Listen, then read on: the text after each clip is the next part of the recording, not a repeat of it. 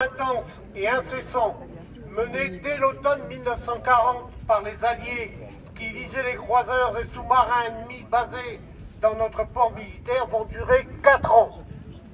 Rien n'avait été prévu pour protéger la population civile de ces bombardements aériens.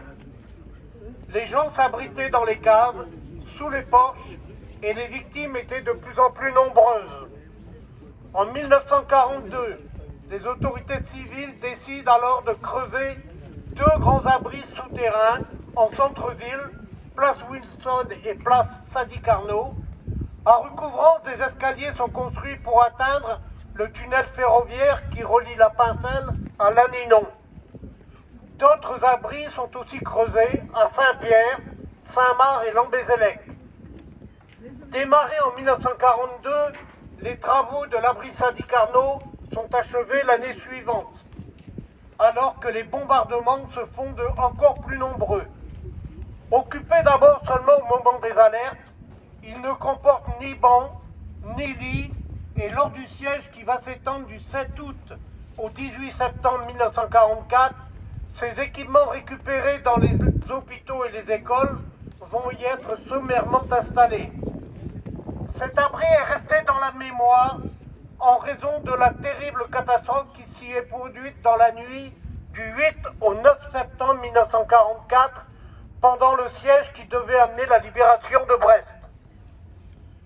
Le chiffre exact de victimes a été impossible à établir et côté français, c'est près de 400 morts qui sont dénombrés, alors que côté allemand, c'est environ 500 qui auront perdu la vie. La cause de cette catastrophe n'a jamais été totalement élucidée.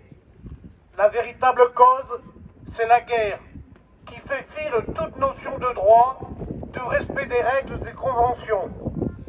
Au mépris de la Convention de Genève, l'armée allemande avait installé un dépôt de munitions à l'entrée de la porte Tourville, à proximité du groupe électrogène et de sa réserve de carburant.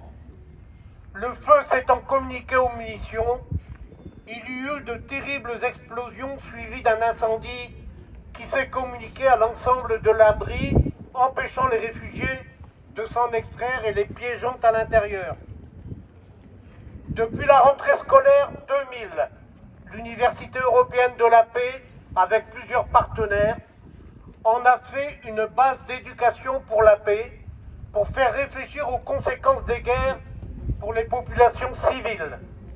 Devant l'afflux de visiteurs et sur l'insistance d'un collectif, la ville a réalisé des aménagements et assure la visite de l'abri d'avril à octobre.